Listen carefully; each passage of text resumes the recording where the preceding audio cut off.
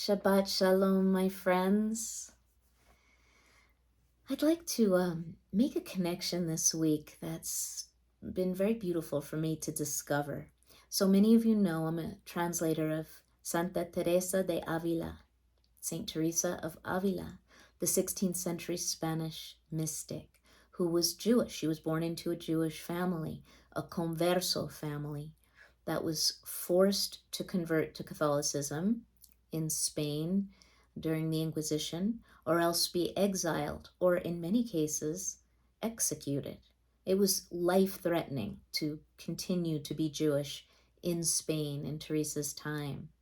And her father experienced tremendous persecution in his own family of origin. So by the time he had his children, he was determined that they were going to be as Catholic could be.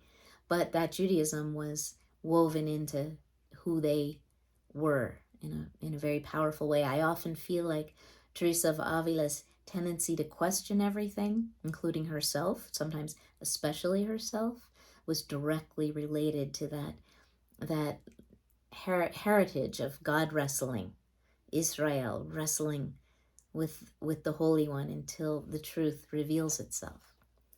So I've always felt her Jewishness as her translator in all of her writings, but I came across this one passage that reminded me so much of the end of Shabbat in the Jewish tradition, the Havdalah. And Havdalah is the way that we close Shabbat. At the end, you light this braided candle.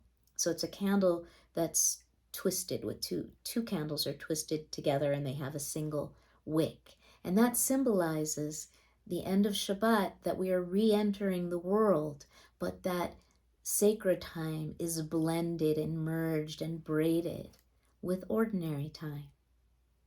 Okay, got that image? Okay, check this out. This is from the interior castle, kind of Teresa of Avila's masterwork. And she's talking here about what she calls the prayer of union, the prayer of union. And there are different stages of prayer for Teresa of Avila, contemplative spaces, contemplative states, stages even. And so she's going to talk about these levels of contemplative prayer that lead to union with God. In total union, no separation is possible. The soul remains perpetually in that center with her God. We could say that the other union is like pressing two softened candles together so that their twin flames yield a single light. Or we could say that the wick, the wax, and the flame are all the same, but afterwards, one candle can easily be separated from the other. Now they are two candles again.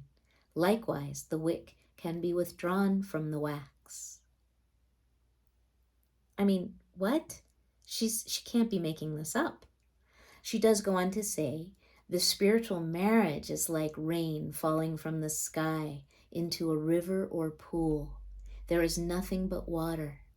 It's impossible to divide the sky water from the land water.